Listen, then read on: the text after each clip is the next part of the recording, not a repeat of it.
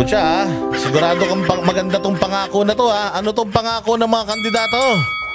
Araw-araw na sila ay nakaupo at nasa posisyon, araw-araw ipapakita nila, ipaparamdam nila ang kanilang pagmamahal para sa Pilipinas. Gago!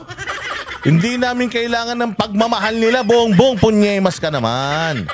Ang kailangan namin, serbisyo nila. Kahit hindi na nila kami mahalin, basta magtrabaho sila ng tama, anong pinagsasasabi mo? Na yan ang pangako nila, araw-araw nila kaming mamahalin. Wag na! Utangin na, kahit wag na nila kaming mahalin, wag lang silang manalo at makapangulimbat ng pera ng bayang Pilipinas. Anong klaseng plataforma yan? Ha? Anong klaseng plataforma? Naghakot ka na nga ng mga pulis na magiging mga tsuwariwap mo dyan eh. Papalakpak sa'yo eh. Tapos ganito lang ang ipapakita mong speech na araw-araw habang sila'y nakaupo, mamahalin. Puta, hindi namin kailangan mahalin nila. Ang Pilipinas, kailangan namin magtrabaho sila para sa Pilipinas dahil pasweldo sila ng taong bayan. Umpisa pa lang, palpak na eh.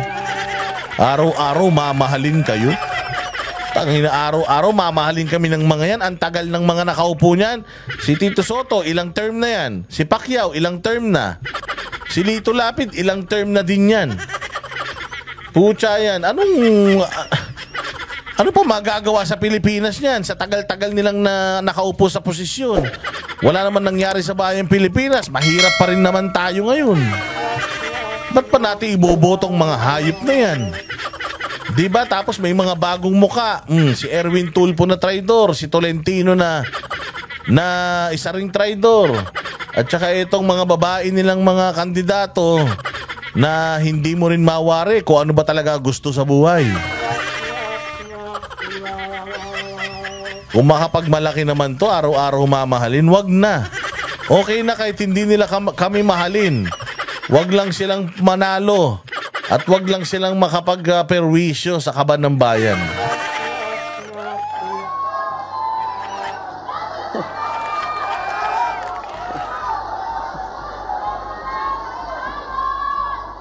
Alam niyo po, nakakagulat. Alam nyo kaya distracted si Kumag dito? Ang daming sumisigaw daw na Duterte dyan.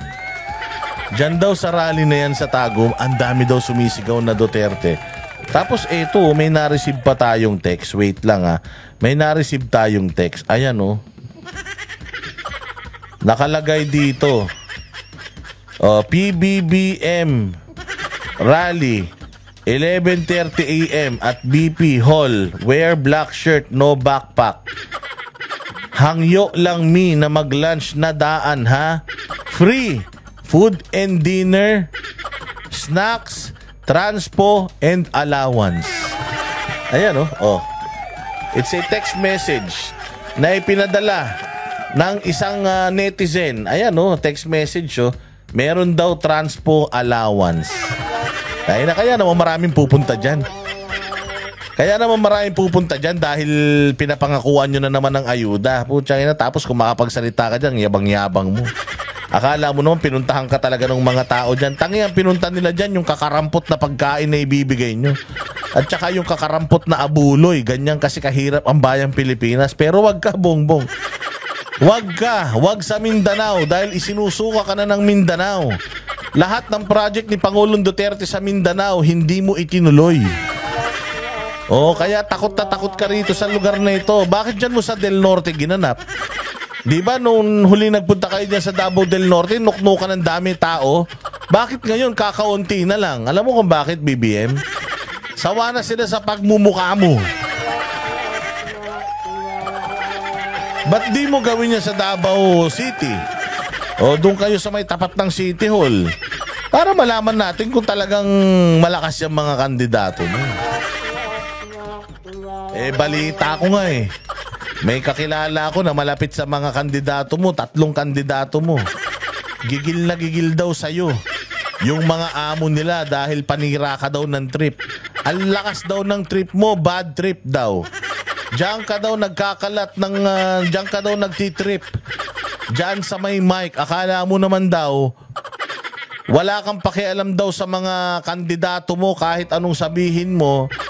Kahit na hindi na makakatulong sa kanila, tinutuloy-tuloy mo pa rin kasi daw masyado kang makasarili.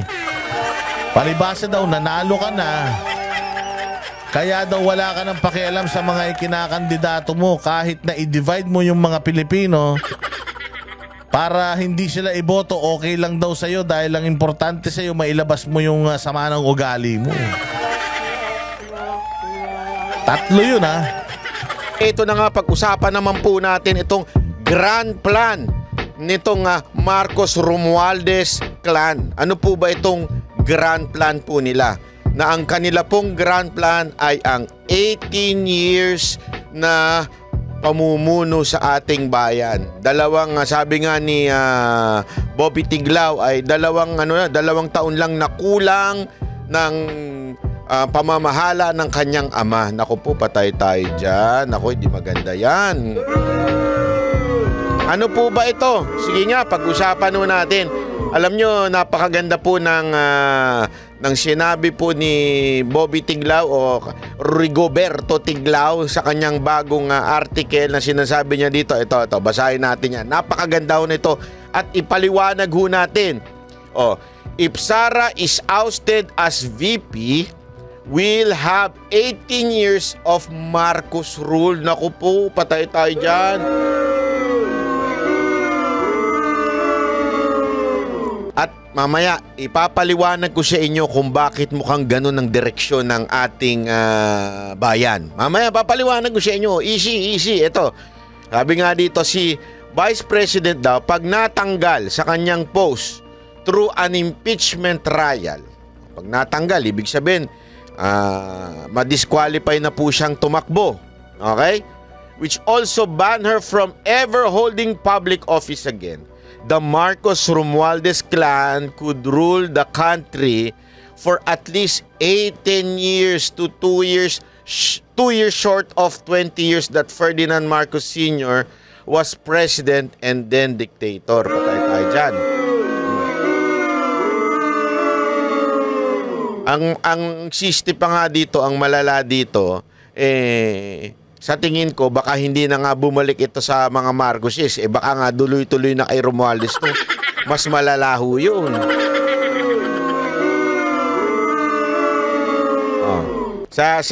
Sabi nga niya dito, Sara certainly was being melodramatic when her first statement in her press conference after the HR announced that they had minimum votes needed to ask the Senate to convene an impeachment trial. God save the Philippines. This is one of those rare times I do hope there is a deity.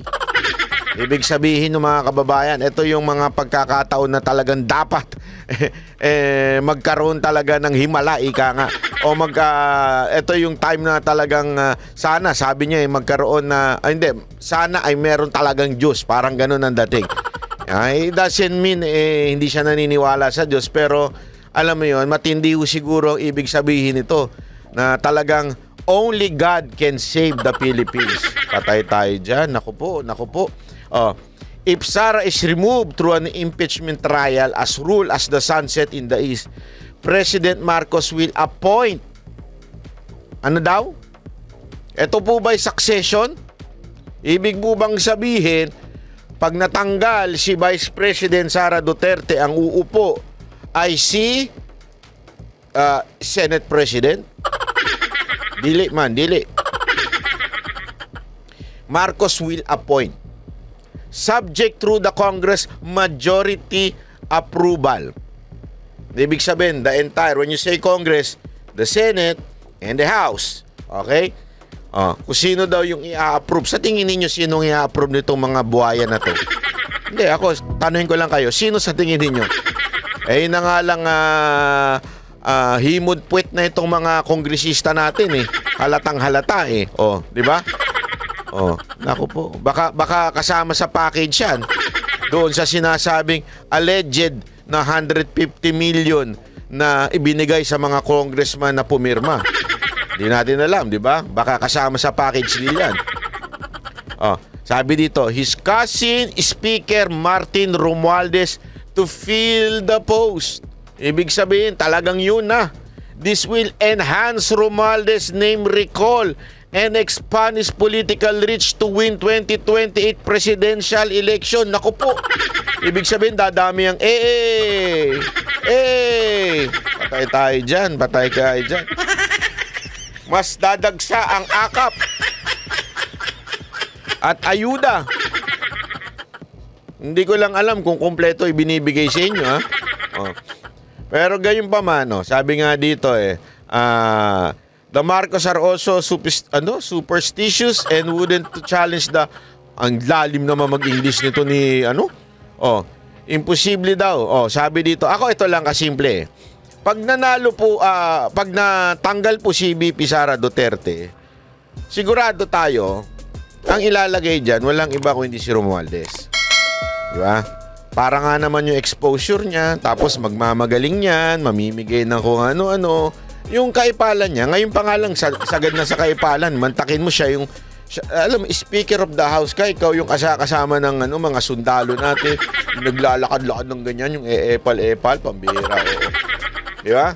So, sabi pa nga dito, despite being, ano ibig sabihin yan? Reviled.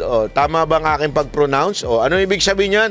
Criticize in abusive or anger insulting manners by many Filipinos. Ibig sabihin kahit anong gagalaiti ang mga Pilipino. Paano ba i-pronounce yan? Pagsalitain nga natin to si, pasok. Reviled. Reviled, di ba? Diba? It will be a walk in the park for Romualdez to win. Naku, lungkot naman yan. In the 2028 presidential election, he has proven his capacity, immorality to mobilize billions of pesos in taxpayers' money for his political campaign. Diba? Sabi dito, ito ang pinaka-tamang matinding sinabi ni Sir Tiglao. Only Sara has the massive political force to stop Romualdez. Not even the Tulfos can defeat the Romualdez.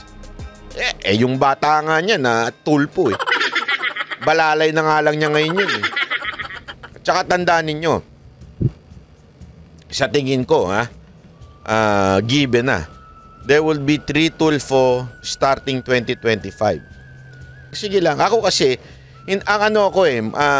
medyo pagdating sa, matured po ako sa pagboto. Tinitingnan ko talaga kung ito bang tao na ito ay may kakayanan, ito bang tao na ito naninilbihan talaga. Tinitingnan ko kasi yung track record. Napaka-importante sa akin nun. No matter what, partido mo, anong kulay mo, no matter what, sinong kinakampihan mo, no matter what, okay? Kung ikaw ay walang nagawa at hindi totoo at puro social media lang ang iyong ginagawa, ekis ka sa akin. Honestly, ekis ka sa akin. Pero kasi itong mama na ito, inobserbahan ko yan. Inobserbahan ko talaga yan. Ibang-iba yan. Pasensya na, hindi ko naman sinasabing hindi okay yung dalawa, pero parang ganun. Ibang-iba yan dun sa dalawang magkapatid. Panoorin nyo yung yung proclamation, yung press con niya. Ay grabe, sabi ko, may future tong maman to. Pero gayon pa man, sigurado ako, mahihirapang tumakbong presidente. Yun ang sabi nung aking kaibigan, na sabi niya, mahihirapan kasi sigurado ako sisiraan niya na sisiraan. Baka nga yan pang isunod Tandaan ninyo, pag na-impeach si VP Sara Duterte, sinimulan nila yan. Yan nga, unit team pa yan Supposedly, kakamping-kakampi nila yan. Si VP Sara Duterte, tinarantado nila Sa tingin ninyo, pag natanggal si VP Sara Duterte, si Romualdez walang gagawing operasyon dito sa mga tulpo? Siguradong meron yan. Sigurado yan. Kaya nga dito, sinasabi ni Mr. Tiglao, sinasabi niya dito, the only force that can stop Romualdez is Sara Duterte. That's it. Wala nang ibang puwersang kayang tumigil. Ay, eto pa sinabi, it will be the turn of Marcos' son. Naku, sino ba ito? Alexander to sit on the throne through the next election in 2034. Bakit kanyo? As he turns 40, 2 months before the May polls that year. Naku po. Tandaan nyo yan, tagal yan. Ngayon, plus 3. O 25 ngayon. Plus 3, 28. Di ba? Tapos another 6. That's 9. Di ba? So, ibig ko sabihin, baka iisipin nyo, malabo naman ata yan. Hindi malabo yan. 9 years yan. Isipin nyo na lang to ha. Kung masasabi ninyong malabo na yan ay tumakbo in the future, isipin nyo. Si Bongbong Marcos nga, ilang taon nagpahinga? Diba? Si Bongbong Marcos nga, pinatalsik na yung kanilang pamilya sa bansang Pilipinas. Ano nangyari? Nakalimot ang mga Pilipino. Sad to say, nakalimot ang mga Pilipino. Kahit nga yung mga pinklawan at saka mga taing mga komunista di ba? Galit na galit sila kay Marcos noon. Ngayon ano na? Kaalyado na nila. Ganon kabilis makalimot siyang mga animal na yan. Kaya yung 9 years na yan, may kaya nilang planuhin yan kasi nagawa na nila yan. So kaya nilang planuhin yan para after ni Romualdez, yung anak. Posible pa nga, hindi nakasulat dito posible pa nga na isingit pa si ate. Naku po. Kaya yung mga pautot ni ate, di ko naniniwala dun Gago! So, ang ibig ko lamang sabihin, yan po ang pinaka-summary. Mahaba pa po yan, basahin nyo na lang po. Ang pinaka-summary pa po niyan, at patutunayan natin ngayon, na talagang ang balak ko talagang forever o tumagal ang pamumuno. If not the Marcoses, it's the Romualdez. Ganun po katindi ang mangyayari. Sad to say, but that is the truth. That is the truth. So, bakit ko nasabi? Kasi ngayon, ipapaliwanag ko sa inyo ng matinding matindi kung bakit kinasuhan si BP Sara Duterte. Hindi ng impeachment lang. Okay? Kung hindi ng NBI. Bakit? Anong relevance ng pagkaso ng NBI kay BP Sara Duterte at ugnayan sa impeachment ni BP Sara Duterte? Tandaan ninyo, the grand plan, hindi naman makonvict si BP Sara Duterte. That is far, far, far from the real plan. The real plan is ma-impeach at hindi na makatakbo si BP Sara Duterte. And that is true impeachment laang. Yung conviction kasi, it will take time.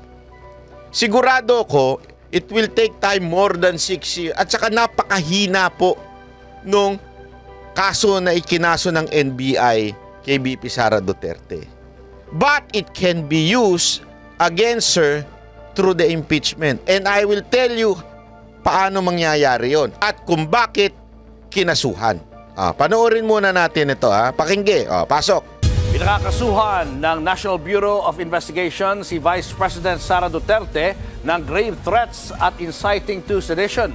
Kaugnayan ng pagbabanta umano ng bise sa buhay ni Pangulong Bongbong Marcos.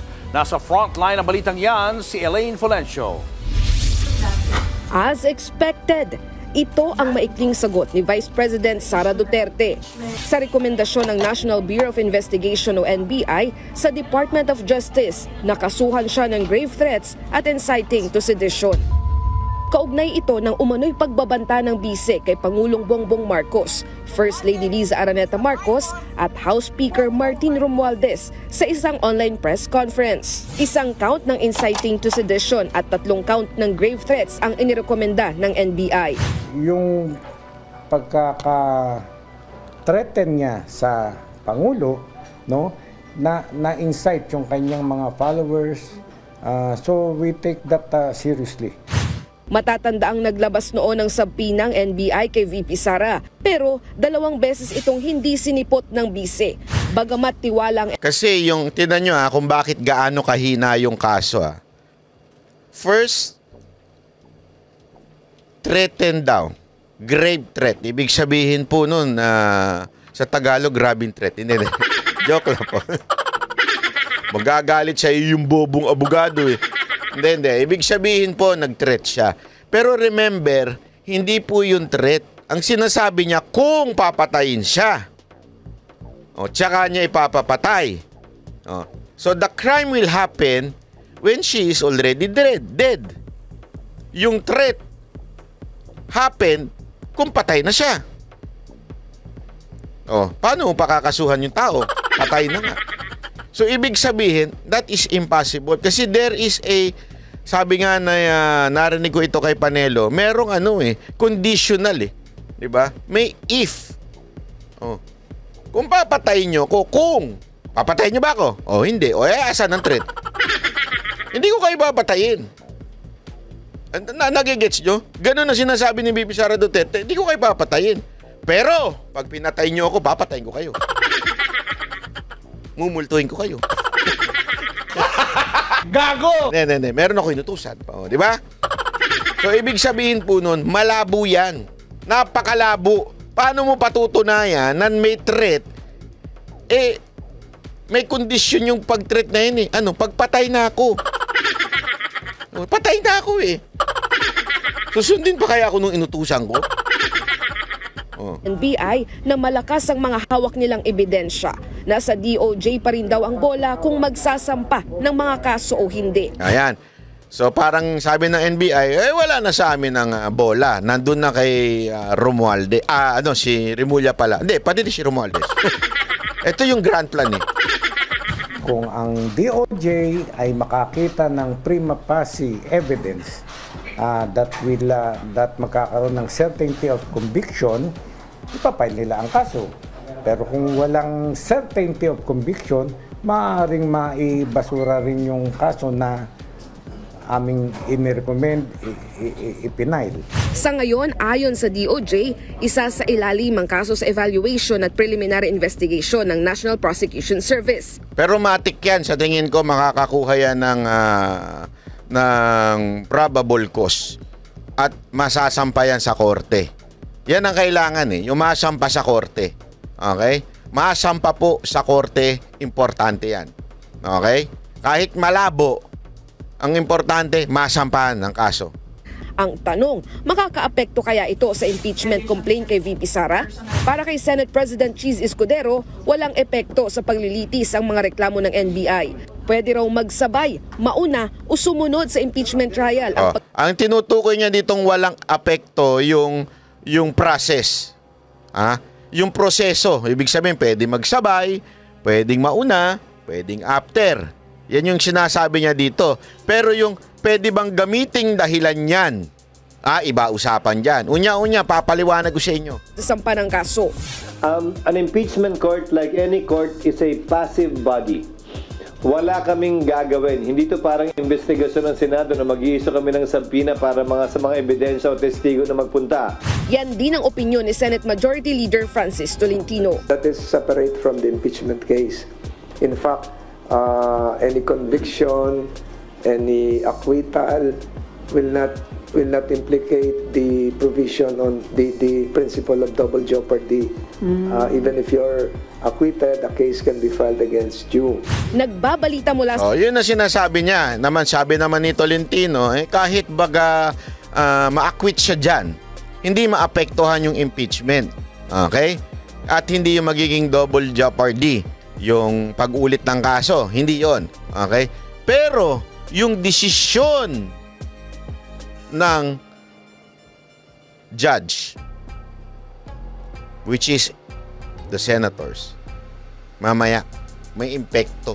Bakit kanyo? Panoorin muna natin tong buong interview ni NBI, kasi makikita natin dito yung detalye kung bakit maapektuhan. Tandaan nyo, napaka-importante nito na maunawaan yung details. Importante na maunawaan po natin para malaman natin kung anong dahilan at bakit pa isinampa itong NBI ang kaso dito kay VP Sara Duterte. Napaka-importanting maunawaan natin ito. Panoorin natin. Nangako ako sa inyo na, if you remember, na by January, malalaman nyo na resulta. Pero medyo natagalan kami dahil tinitimbang namin mabuti, no? Yung aming investigation team na kinumpose ko, 5 abogado plus ako, tinimbang namin ng lahat. So finally, parang sinasabi niya, ginajustify niya kasi na, di ba, nangako ko. Ito, pinag-aralan namin. Talagang tinimbang-timbang namin kung anong mas maganda. Pinag-anaran talaga namin, ha? Hindi namin yan tiniming, ha? Hindi namin yan tiniming. At hindi rin namin yan pinalakas. Diba? Parang pinag-aralan namin yan. Iisa ang naging findings namin, decision namin, na mag-file ng case against the Vice President. And siyempre, pag di ka nagkaso, yari ka sa mga bossing mo, sir, di ba? Appointed ka, pwede kang palitan anytime. Alam mo naman sa gobyerno ngayon, pag hindi ka tuta, yari ka. Ang tanong, sino nagtututa? Hindi, kasi napaka-importanting maunawaan natin yan. Kasi, tandaan ninyo, sino ba ang nagtututa kay PNP Chief? Sino ba ang na-chichismis na nag-appoint kay PNP Chief? O maaalala ninyo, sino? Kayo na bahala. Ang tanong, sino kaya ang nag-appoint dito kay NBI Director?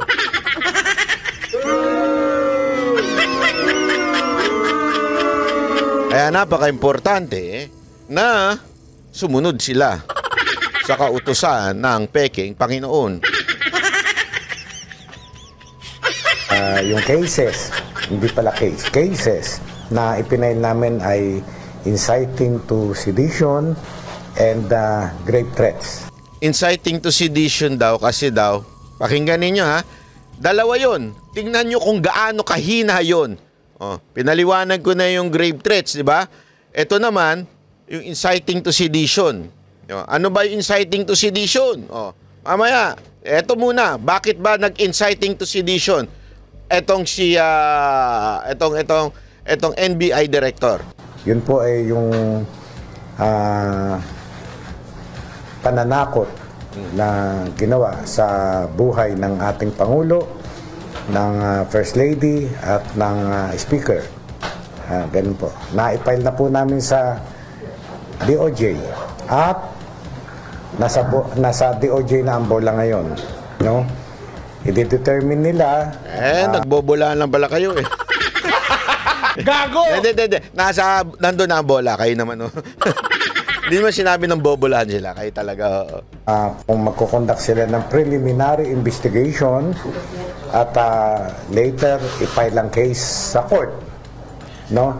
Titimbangin ng DOJ kung yung bang aming mga inilatag na ebidensya, yung aming investigation ay sufficient para mag-conduct sila ng preliminary investigation. Sir, kailan po nag-file ng recommendation ng NBI sa DOJ? Actually, kanina lang. No, kanina lang. Nag-file na kami ng dati, may na-file na kami yung progress report.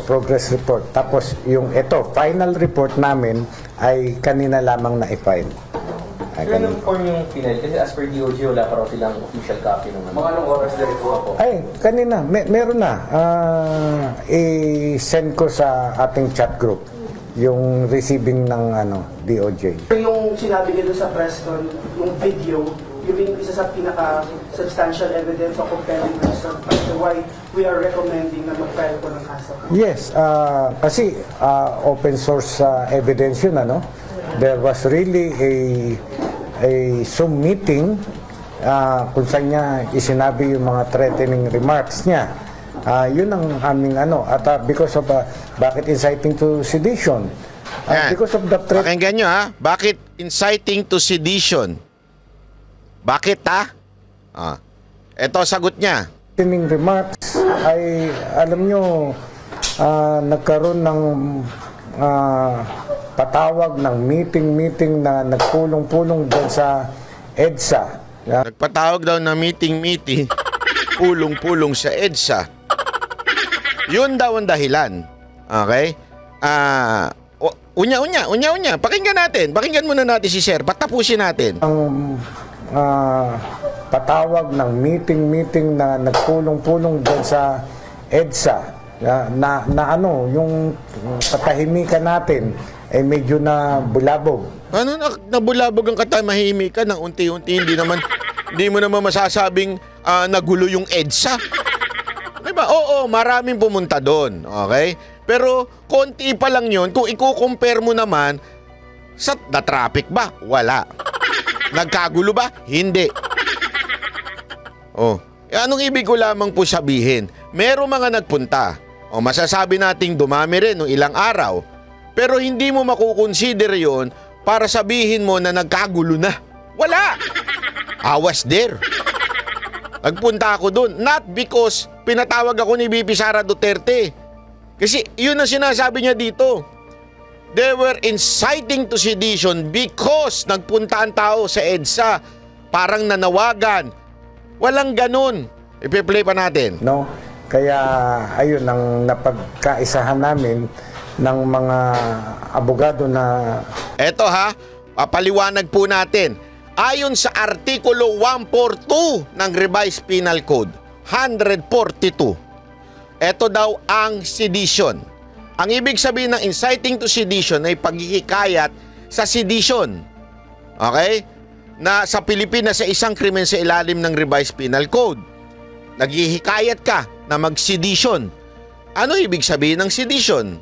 Kasi sabihin ng inciting to sedition, hinihikayat mo sila mag-sedition. Ano ngayon ang ibig sabihin ng sedition? Article 142 ng Revised Penal Code. O, ano to? May pananalita, sulat o anumang publikasyon na nag-uudyok ng galit sa gobyerno, halimbawa, ang tahasang paghihimok sa tao na huwag sumunod sa mga batas o utos ng pamahalaan. Tanungin ko kayo. Doon sa press con, may nakita ba kayo sinabi si VP Sara Duterte? Hoy, tara, mag-rally tayo lahat. Kita-kita tayo sa EDSA. Hindi nga nagpunta si VP Sara Duterte doon eh. Sa EDSA.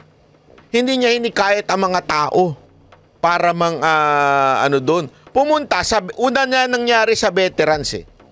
Because, hindi pala veterans, Congress. Nandun pa ako, Congress.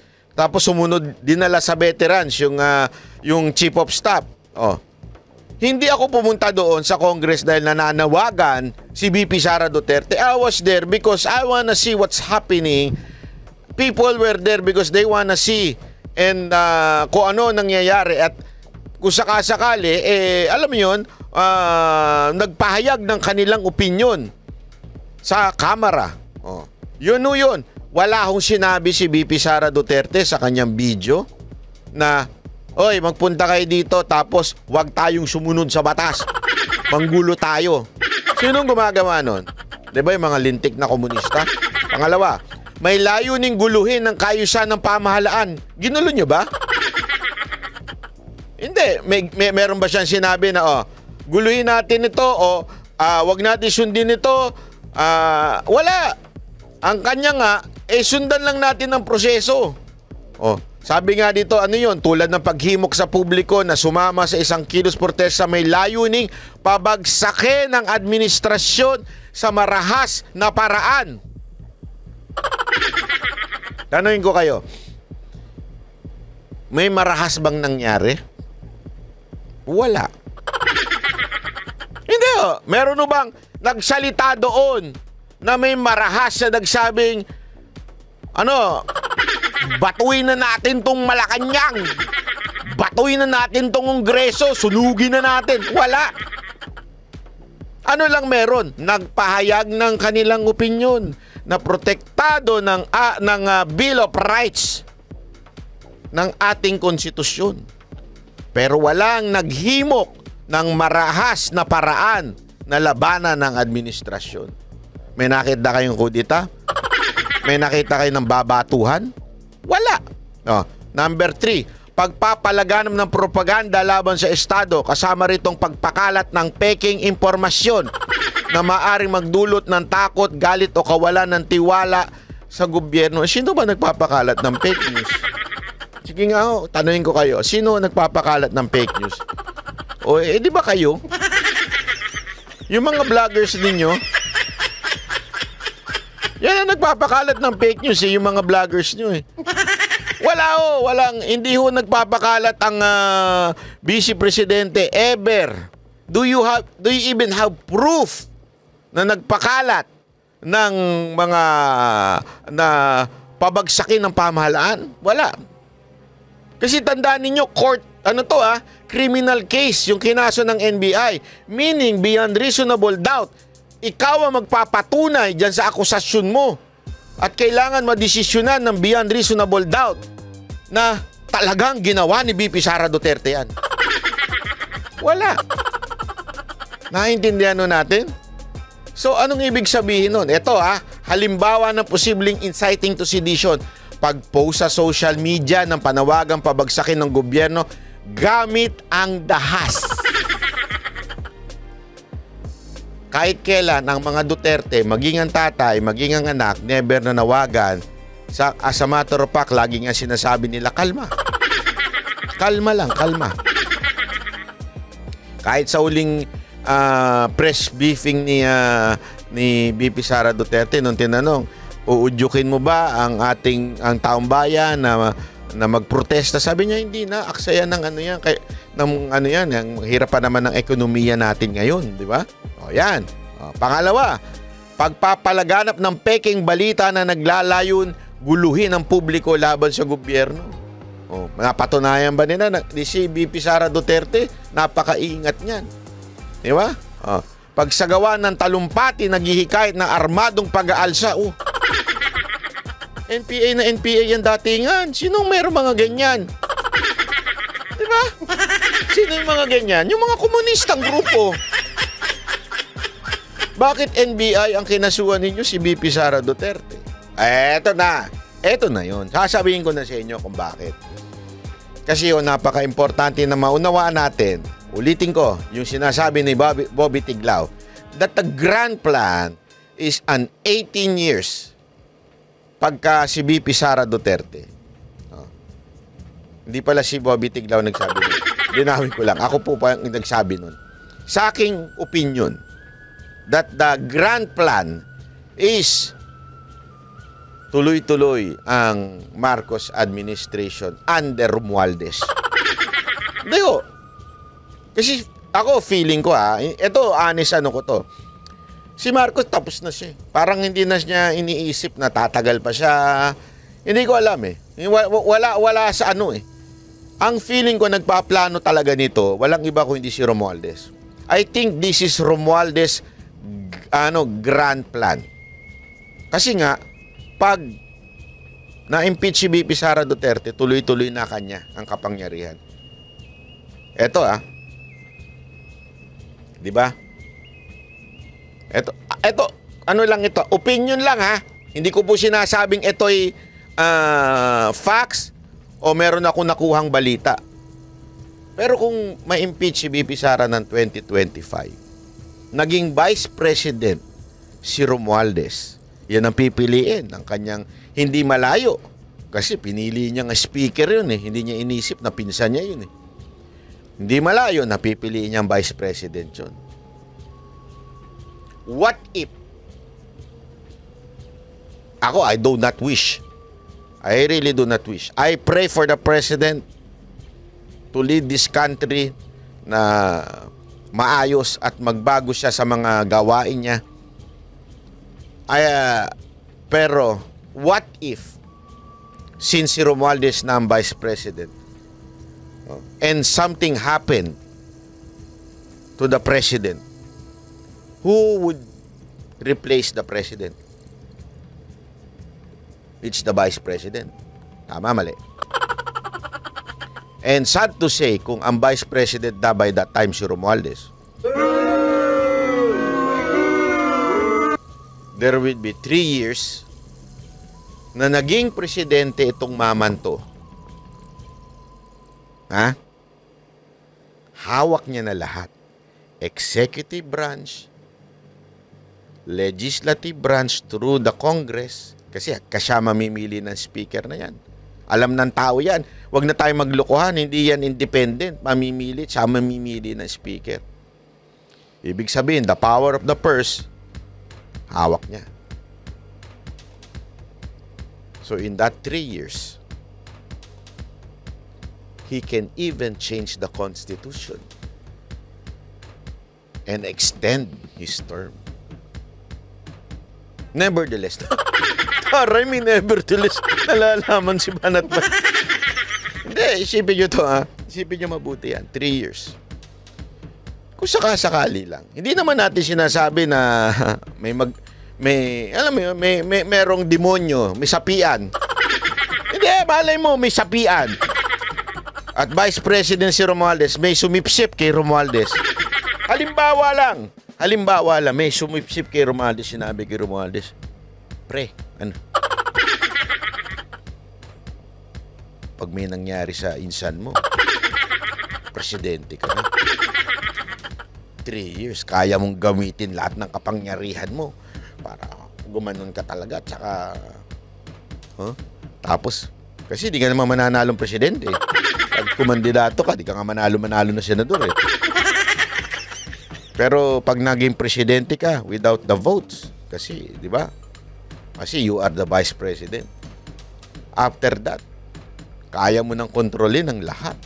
And hindi na makakalaban si VP Sara Duterte dahil impeach na siya. So sino na lang ang kalaban mo sa 2028 na malakas? Sabihin na natin si Tulfo, di ba? Yung mga Tulfo. Kasi ganyan naman lagi. Kung sino yung nagna-number 1 na senator, yan ang pwedeng lumaban. Wala na. Kayang-kayang siraan ng mga Tulfo. Ang daming problema dyan. Hindi, totoo. Ang daming problema dyan. Hindi nyo ba napansin? Sinong naglabas ng dokumento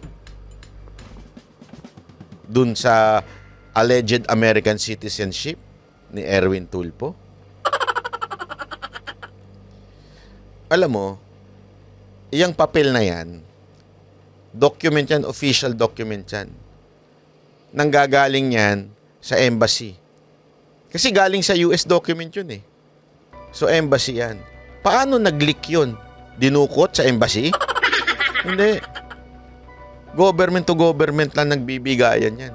So inside the government, ang naglabas niyan. So there is a traitor amidst sa kanila, sa mga Tulfo, na nasa loob ng gobyerno.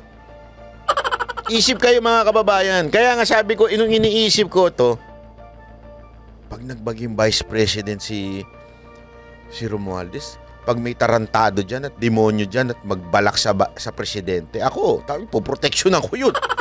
Hindi pwede. Hindi I mean, kung nangyari na yung nangyari, ibig sabihin nyo, na-impeach na si VP Sara Duterte, mantakin mo magiging presidente si Romualdez. I will protect BBM. Hindi, ako kahit di ko siya gusto, di ko siya binoto, di ako nagpabudol.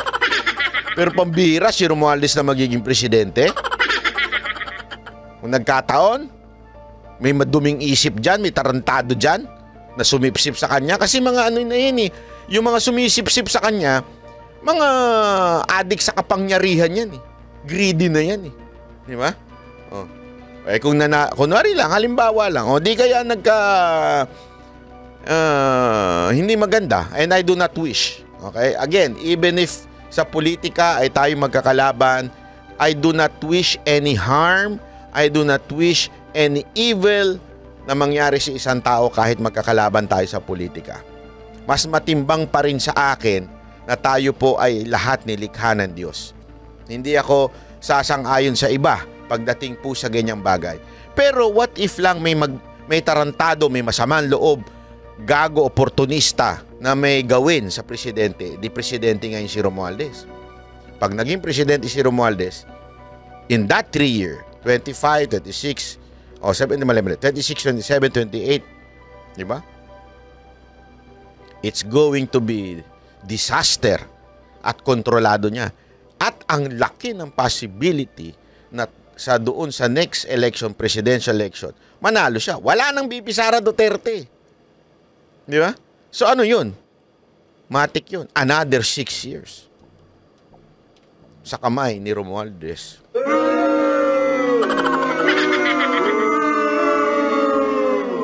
After that, kung bitawan niya pa. Kung bitawan niya pa, ha? Yan ang isipin niyo mabuti. Kung bibitawan niya pa yun. Bakit? Anong posible? Sinubukan nga nila yung PI eh. Don't ever forget that. Sinubukan nila yung PI. Sinubukan nilang talagang gamitin, 'di ba? Yung alleged na mga tulong sa mamamayan para papirmahin ng PI itong mga Pilipino. Ginawa nga nila yun eh. Para to change the constitution na kunwari economic lang ang gusto nilang baguhin. But the reality is para humaba ang mga termino nila. Sa tingin ninyo kung nasa kapangyarihan na si Romualdez, ngayon niya speaker pa lang, grabe na eh. Pag nasa presidente na siya, hawak niya na speaker, hawak niya na Senate President, siya na. Naku po, maniwala kayo sa akin, yari talaga tayo mga Pilipino. Anything could happen. Diba? Sa susunod na 6 na taon na yun, sigurado akong pwedeng magbago ang konstitusyon at ma-extend, pwedeng ma-re-elect. Kung hindi niya pagbibigyan yung anak ni Marcos. Ako nga, medyo yung binabasa kong sinabi ni Mr. Tiglao, parang napaisip pa ako, payagan kaya ni Romualdez yung pinsan niya ang sumunod? Baka hindi pa siya pumayag eh. Baka dire-diretso niya muna yun eh. Di ba? Sa karakas ni Romualdez, malamang sa malamang. Hindi niya yan. Hindi niya na ibibigay yan sa iba.